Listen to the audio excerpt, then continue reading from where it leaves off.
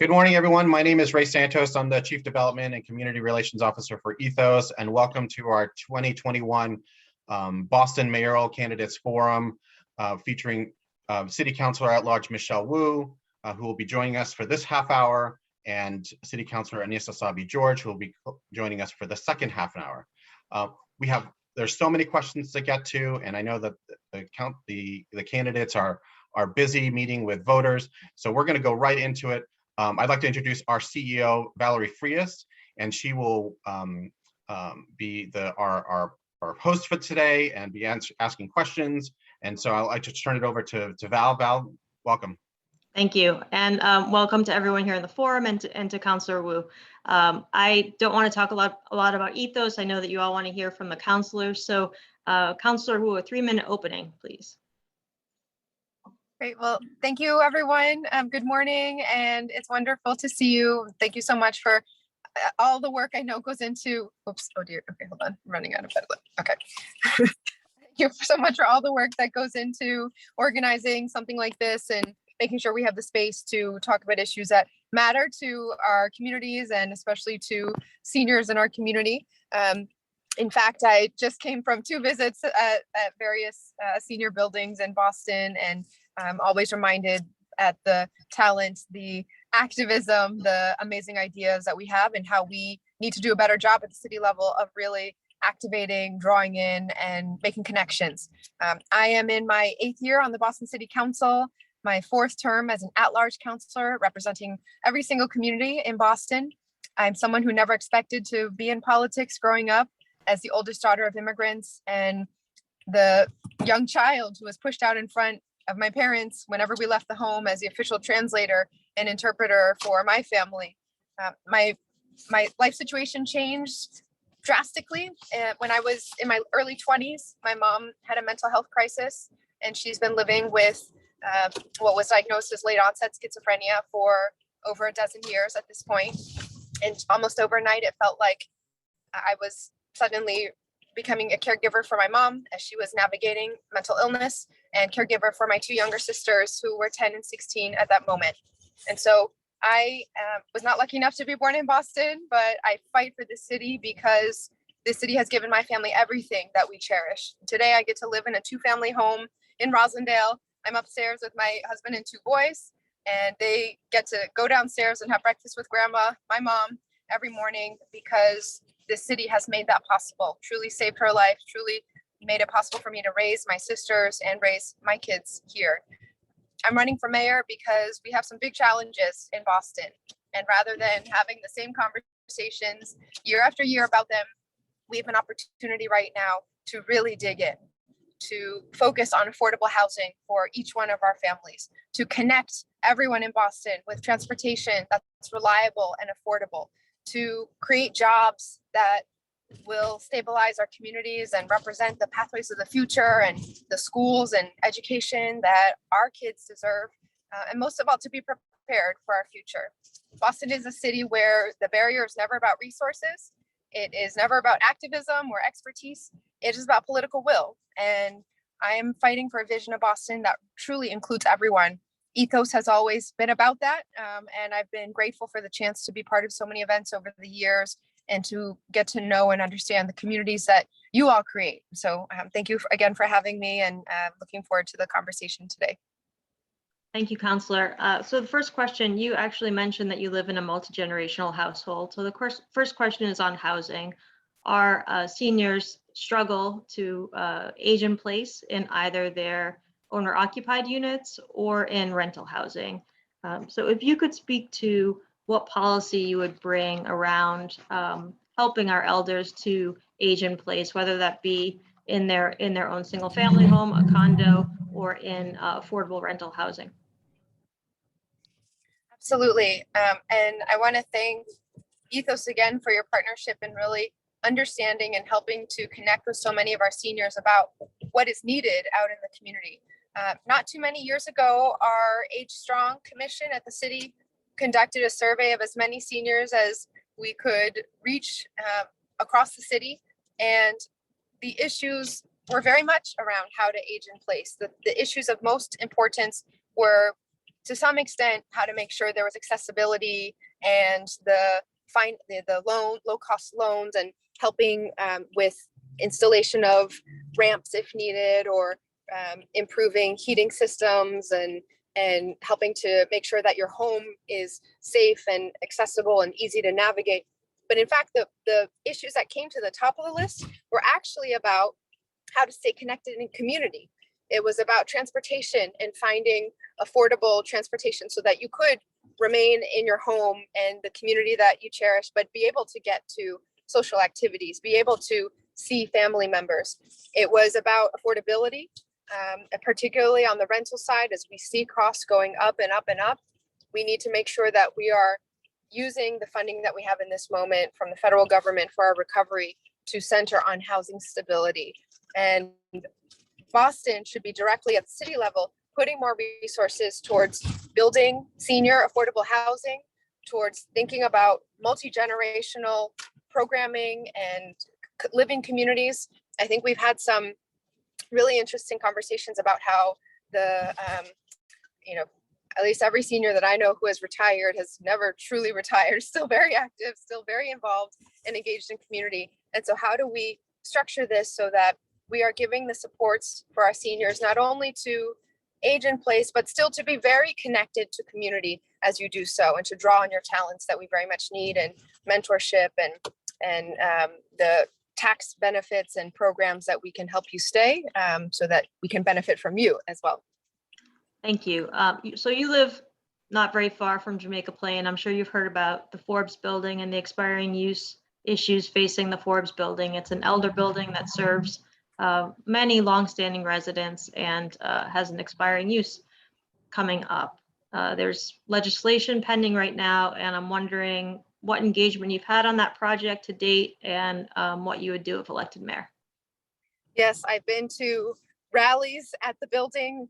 I have stood with tenants and organizers and activists to push back, and have been very proud to support the legislation that has moved forward on the city council, moving up to the state house, that would allow us to have the legal authority to extend the expiring use. This is one example. Sometimes we have conversations about what it means to stabilize rents in our city. When we see rents going up double digits, it pushes our families out, it pushes our residents out. And in the places where we do have below market rents, whether it's through deed restrictions or subsidies or vouchers, it is still a fight to preserve that and to keep that beyond the expiration date. So Boston putting in money, putting skin in the game, should make sure that we're building those deed restrictions into new projects. So we're helping to finance and to fund, looking at city-owned buildings like libraries and community centers or municipal parking lots, where we could add deed restricted affordable housing, family housing on top of it, and then fighting to keep hold of the affordable housing that we have so that it doesn't expire. And so I will continue to do so on the Forbes building, and have been very active and present, standing in solidarity with the community there. Thank you, Councilor. The next question is on social isolation, and you touched on it in your opening and also your housing response. But what we really saw in so clearly when the pandemic hit was the social isolation piece. And we knew that 1 in 5 seniors felt socially isolated prior to the pandemic. But what the pandemic really laid bare were inequities that obviously existed pre-pandemic, but that were really in technicolor when the pandemic hit for people whose primary language was not English, new immigrants, people of color, people who perhaps are not technologically savvy and couldn't zoom into things and the like. So it's a bit of a two-part question. If elected, what would you do with respect to the equity issue and the parity issue, and also in terms of social isolation? How would you address social isolation from the city level? Yes, so I think 2 dimensions that I want to focus on. For me, the goal, the driving force, the motivation, given what my family has experienced has always been about taking down barriers to meet people where they're at. And in my track record on the city council, that has involved leading the charge in authoring and passing legislation for language access and communications access so that we could guarantee a right and a baseline for any person whose primary language is not English to have access to all city services, to be able to see the and take part in programs that are made available with documents that are translated into multiple language from the very beginning of when these programs launch.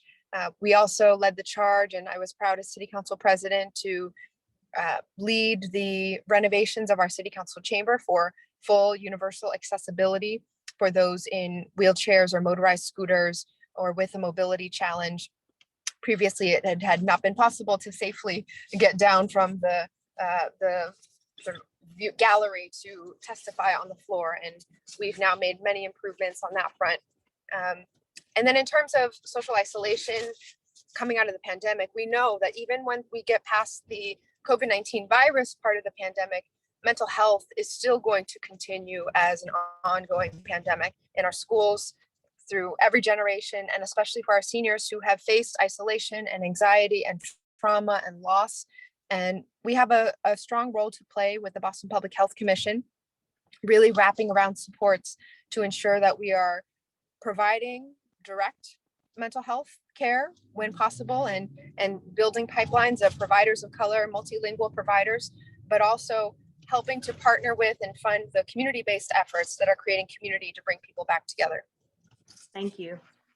So while we're on mental health, I want to follow up with a substance misuse question. And we hear a lot, obviously, about mass and CAS, but opioid addiction, other addiction is throughout the city, right? It's a problem throughout the city at every corner of the city.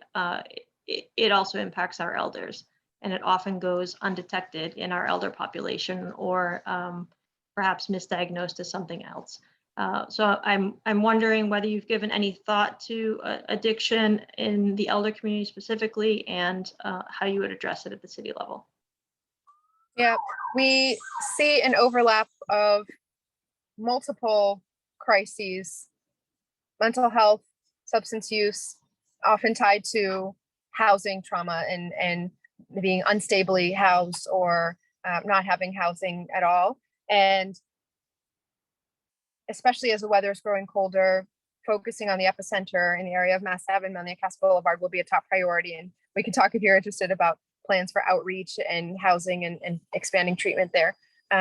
In the space of working with our seniors, I think what we've seen in all ways that the city has provided services is that first and foremost is leaning into the organizations and the leaders who are already doing the work on the ground, whether it's Ethos, Mass Senior Action,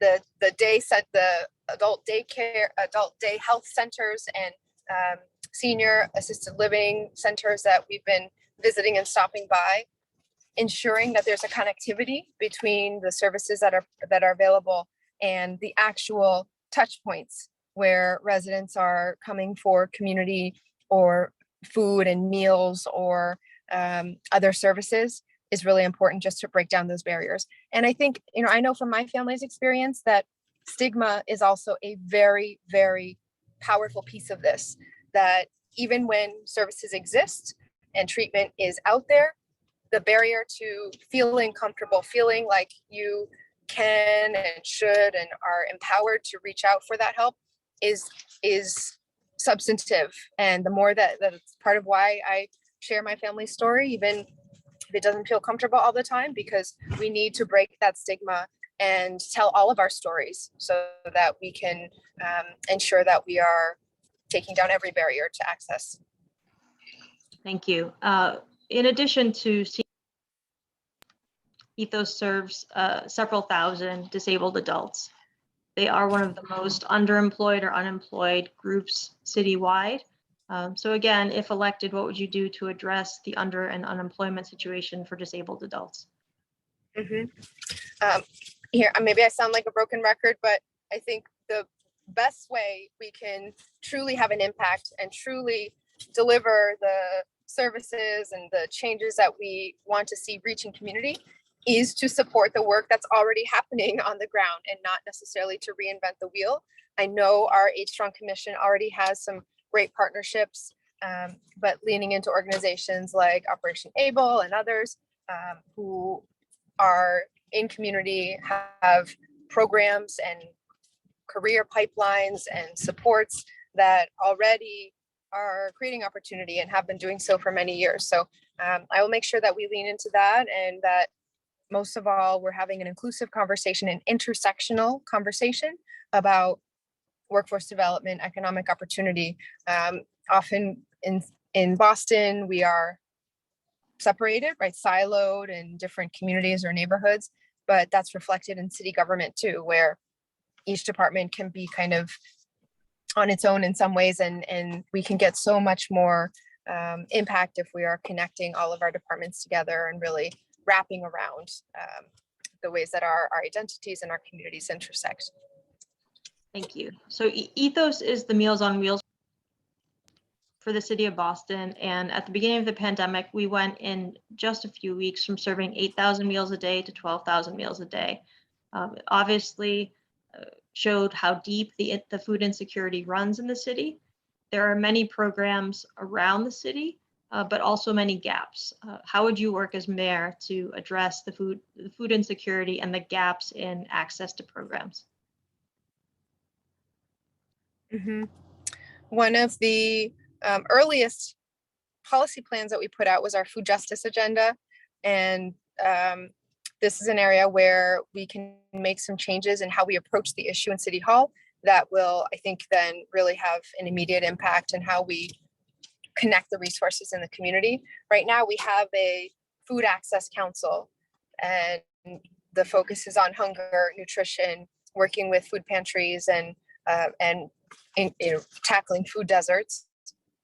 But that is separate from how we think about food as small business and economic development. Our bodegas and grocery stores and community neighborhood restaurants, in fact, are sometimes the most culturally appropriate and responsive food sources in our neighborhoods. And so if we can link all of that, our plan focuses on a couple different pieces, really tying together farmers markets across the city and other access points by increasing access to the double up food bucks, where we can make every dollar stretch even more, and to help support the technology that would allow residents with SNAP benefits to use those dollars on fresh, nutritious produce and locally grown food. We can coordinate with our restaurant and food business community to make sure that there's a focus and so much energy to be continuing food delivery and food service and matching area communities of need to food businesses who are ready and eager to step in. We need to lean into our workforce all along the food supply chain so that the jobs are of good wages and benefits and safe working conditions. And then we need to advocate on the state and federal level. There are changes, for example, to state law that the governor could implement immediately that would immediately register way more people for benefits and provide those extra supports in accessing food. And I'll keep pushing for that. Thank you. Next question is on transportation. So transportation on the MBTA was challenging for our seniors, again, before the pandemic. There are extra concerns on access, given the potential for exposure and the ramifications of exposure to the virus on public transportation. What would you do to address both the pre-existing transportation challenges as well as those in the context of a pandemic so that our seniors can participate fully?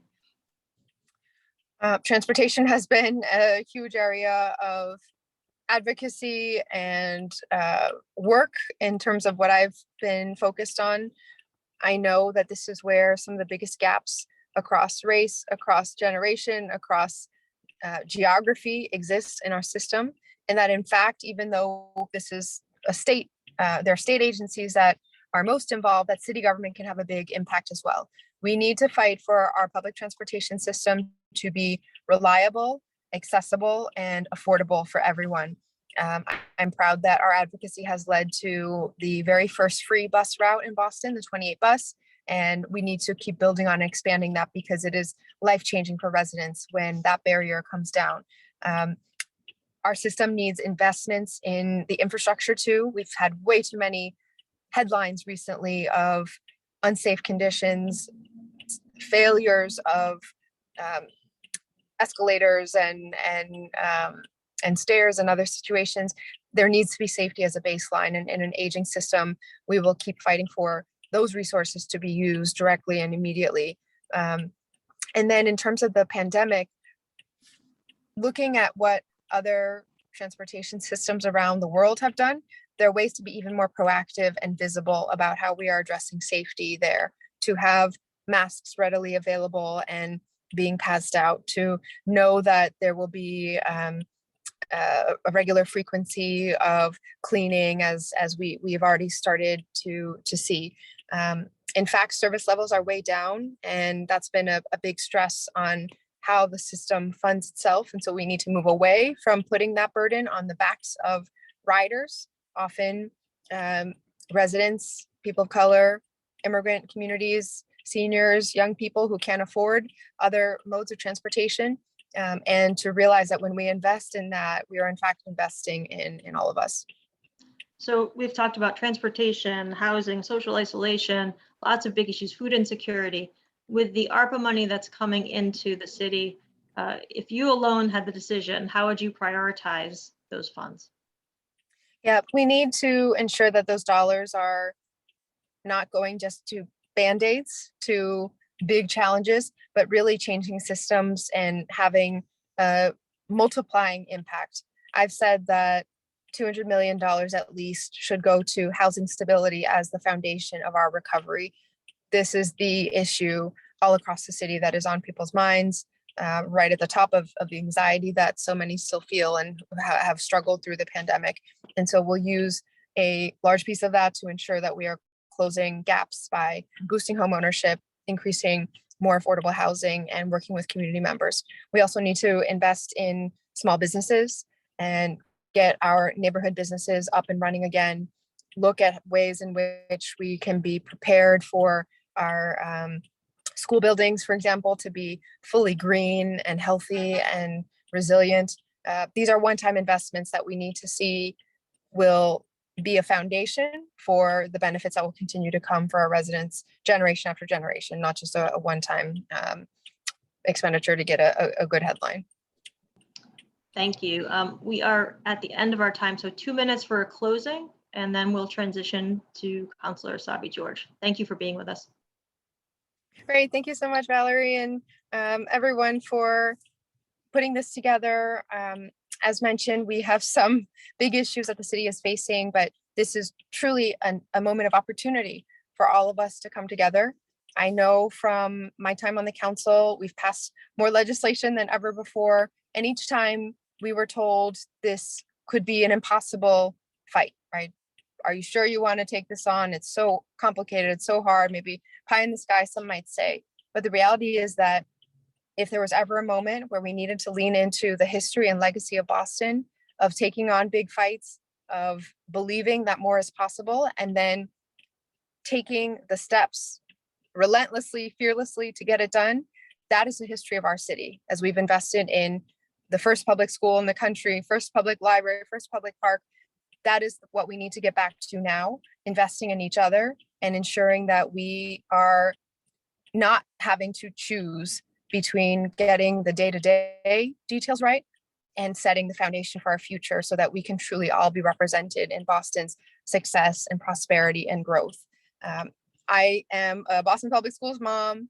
I'm a city councilor who knows our city government inside out. And so I'll hit the ground running to make sure that all of the generations in Boston, from our youngest learners to our seniors who have built our communities, are part of how we make decisions and part especially of building that future that we know Boston is capable of.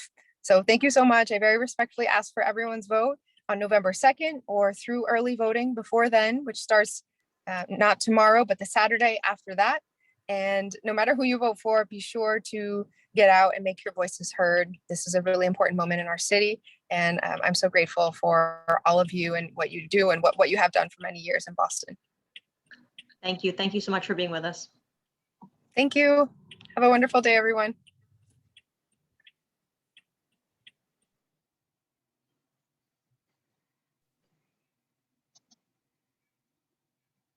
So we are going to say goodbye to Councilor Wu. We're just going to have a moment where we transition.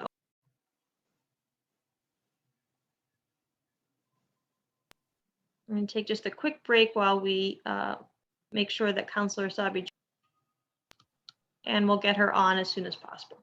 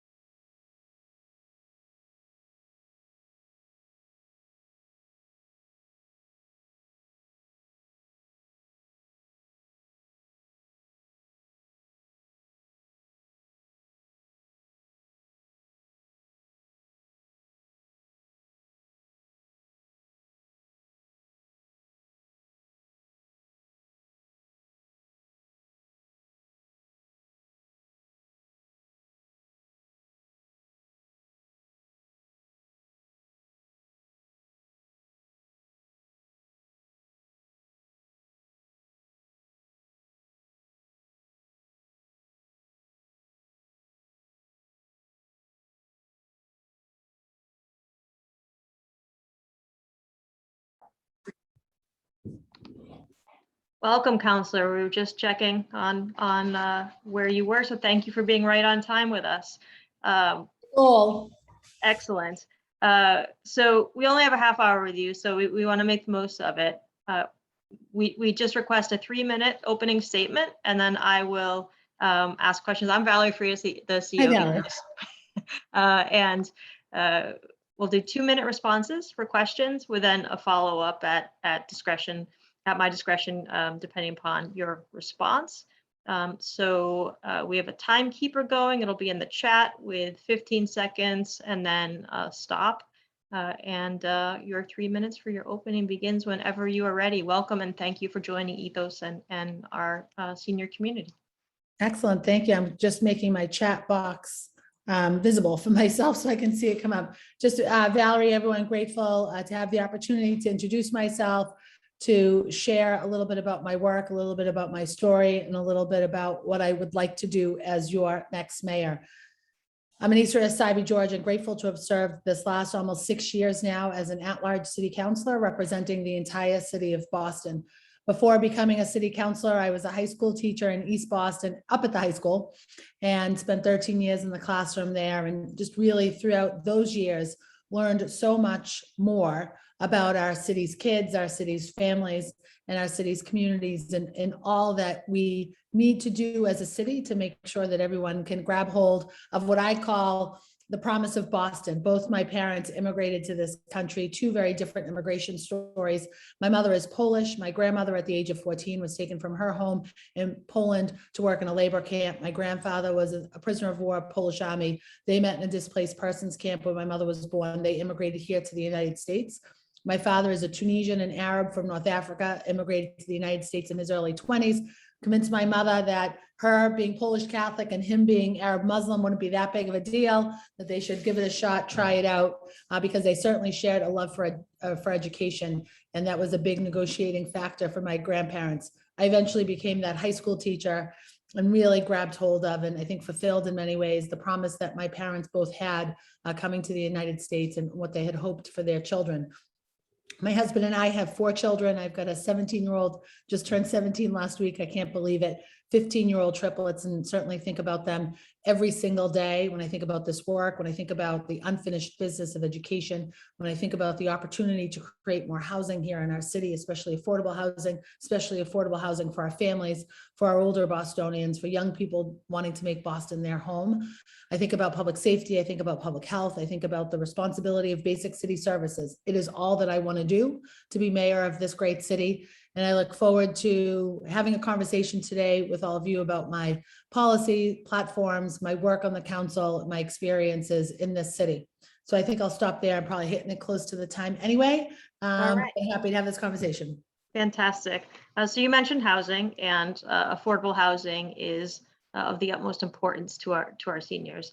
Our mission at Ethos is to help our seniors to age in place, whether that be in an owner-occupied unit or an affordable rental unit. And affordable rental units, as you know, have very long waiting lists.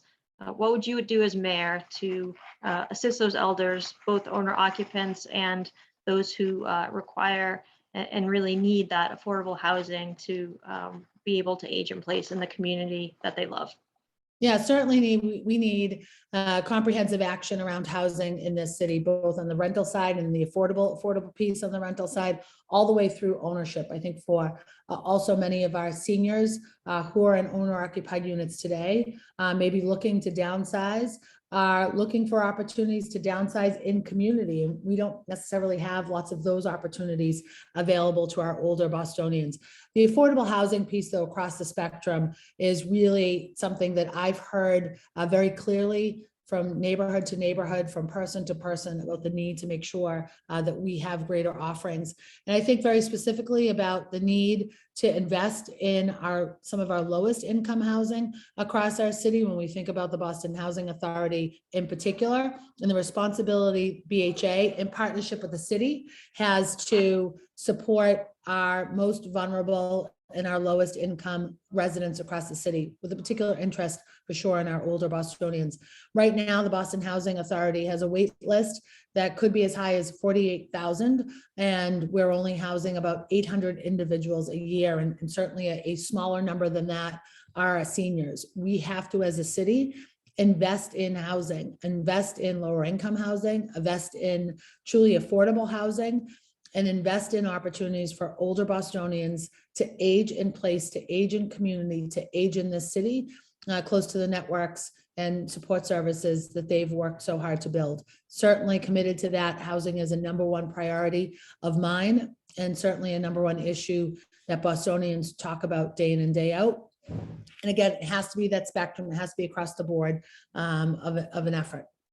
And so you mentioned BHA, so I'm going to ask you a question about BHA. So BHA has been looking to transition many of its properties over to nonprofit, for-profit partners.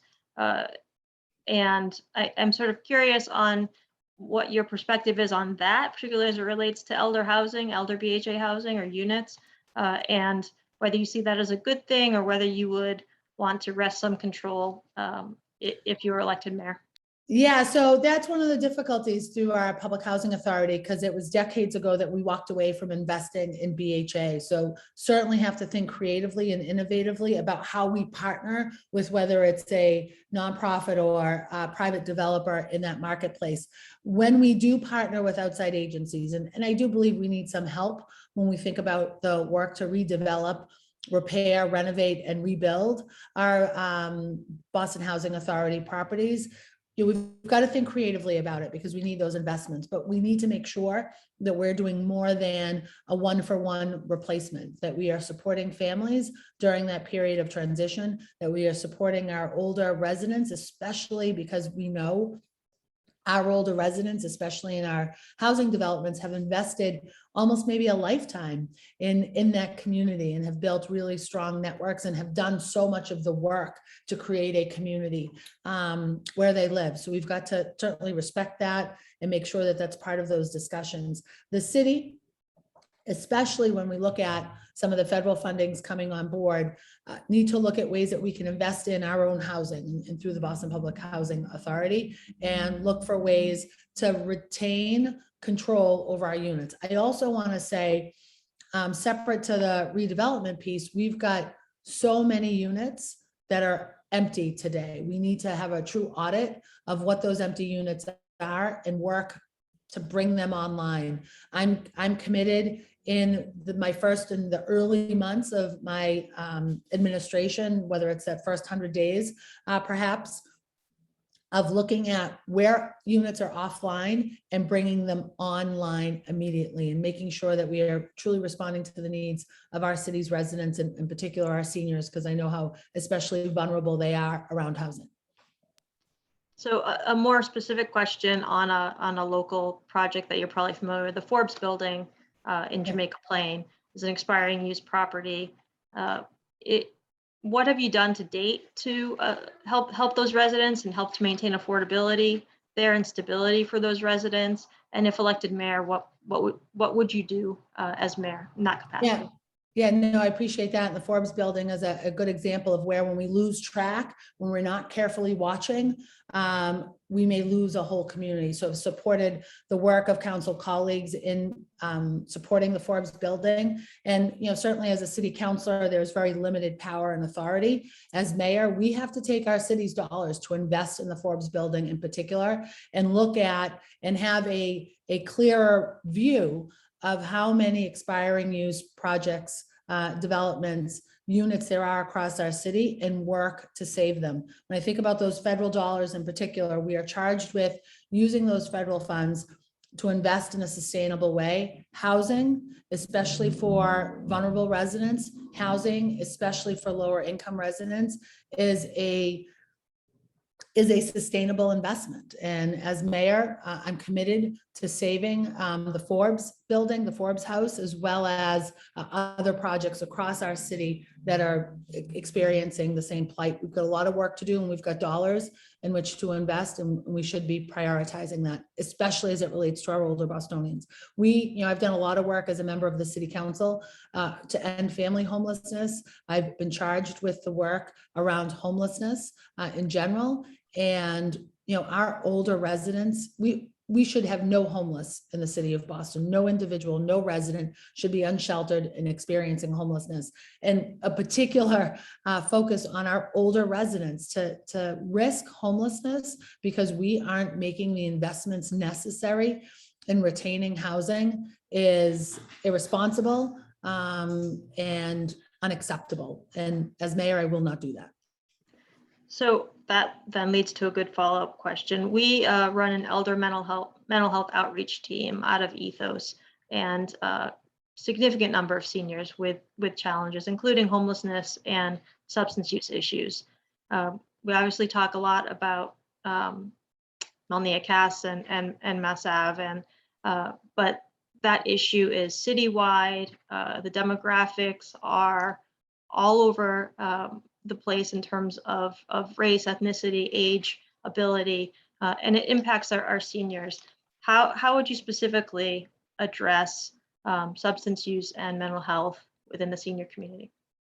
So I've done some work on the city council to date to create what I call a mental health commission. That's an interagency, intergovernmental effort to make sure that every Bostonian who wants access to mental health services can get access to mental health services, and making sure that we are providing that care in a culturally competent way. And that certainly considers culture and race and ethnicity. That also considers language. It also needs to consider age. When we think about our aging population, which is significant here in the city of Boston, and so grateful that we have that population, that our older Bostonians are able to live longer, and certainly always looking to create opportunities for them to live longer in place, live longer at home. We need to make sure that while we're focused on primary care, with primary health care, which is obviously very important, that we have parity in mental health care, and that our older residents have access to that health care where and when they need it.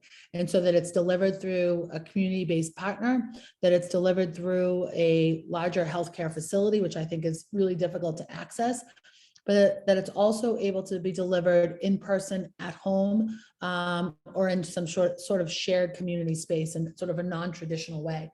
And certainly realize, and Ethos does, by connecting with our older residents, with seniors, create some real opportunities for that mental health care to be delivered in a thoughtful and competent way in a way that is reflective of the needs of an aging population, with a particular interest or focus on what's happened over this last year and a half. The isolation, the separation, the disengagement, the worry and fear of sickness, the experience of sickness, of illness, of loss is very real. And our older Bostonians have experienced it front row seat and have been the most isolated, the most removed from everyday life. So we have to have a particular focus on those mental health needs. And the Mental Health Commission, which we will be wrapping up before the end of this calendar year, is a place where we will ensure as a city that we're reaching out to every Bostonian to fulfill their mental health needs. Thank you. On social isolation, 1 in 5 elders pre-pandemic identified social isolation as an issue for them.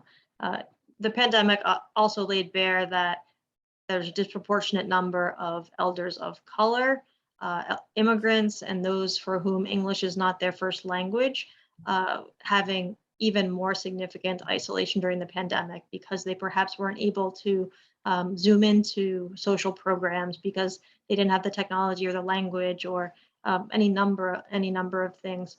And so my question is, what would you do on that equity piece specifically that goes to social isolation, but also just to access to programs generally? Yeah, and we see that with older Bostonians, our aging population. We saw that with our children, with young people, especially as they had such difficulty connecting to the classroom during times of virtual learning. The digital divide is real, and it's real for young families, young kids, especially kids of color, especially families with lower income. It is mirrored in our older population, a lack of access to technology, to the devices, to the hardware, but also a significant disconnection, pun intended, when it comes to accessing the internet.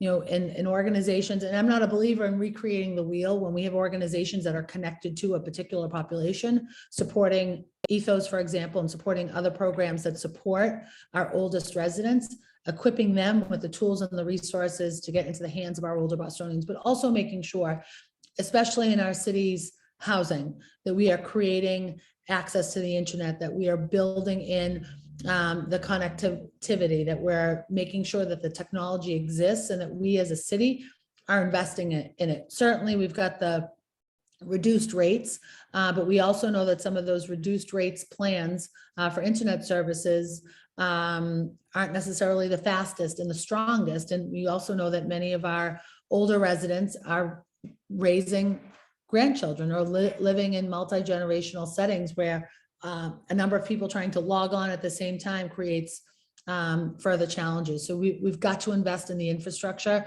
We've got infrastructure dollars coming in later this year from the federal government. And we think again about sustainable investments. Connectivity is critical to health. It's critical to building a sense of community. It's critical to mental health. It's critical to, the challenges of isolation it brings to our older Bostonians. So that is an investment we need to lead on as a city and work in partnership with organizations who have relationships with older Bostonians in this particular case. Thank you. We also work with thousands of disabled adults at Ethos. That's the other part of our mission, our disabled adults. Many of them, particularly young men, have some mental health or developmental disability and are at greater risk for a negative interaction with law enforcement. If elected mayor, how would you address that issue? Well, so I've already been addressing that issue as an at-large city councilor. I'm committed to mental health and the work around mental health in this city since day one. When I joined the council in 2016, we had 2 mental health clinicians that were working on co-response, responding to the needs of our city's residents. In partnership with former Congresswoman Presley, or former Councilor Presley, was able to move that number to 4. Last year, I was able to advocate for and get put into the budget money to have 19 clinicians who are now charged with co-response across our city. That is not enough. We still need more, but I've demonstrated an ability to get that done.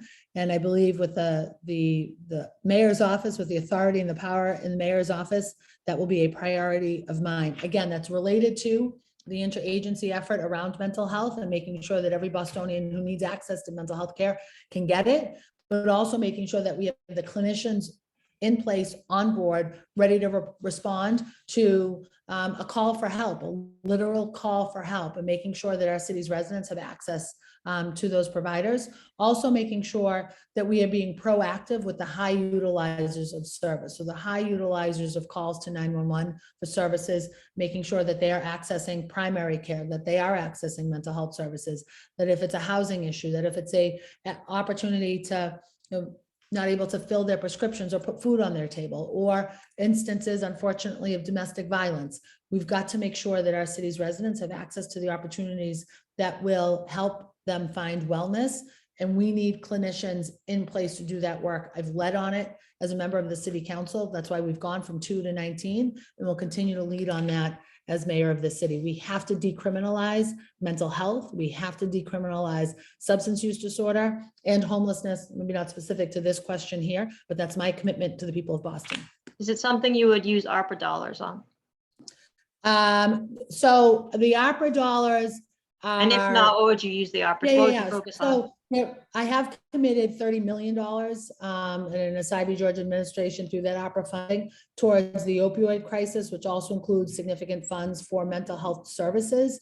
We need this to be part of our operating budget. I'm committed to making sure that that's part of our operating budget. That's where we've gotten the dollars. And that's actually where this work started. The original 2 clinicians were grant funded, and grant funded is temporary. It is not sustainable. It is not for real.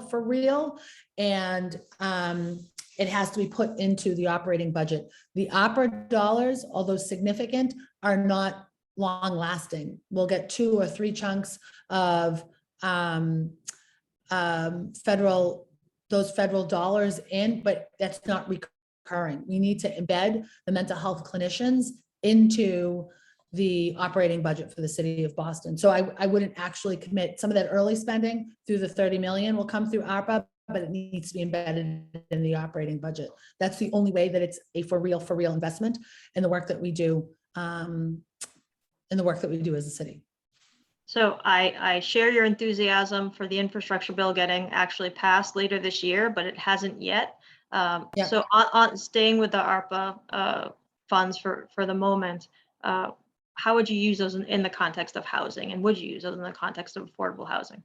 Yeah, so there's some, stopgap measures that we can do. We do have to be very careful about the, again, the longevity of those dollars. Those are dollars that do end. So we've got to be really careful about how we invest them, because we don't want in 3 years from now to be like, well, the money is all gone, the programming is all gone too. So that's the sustainability piece of that.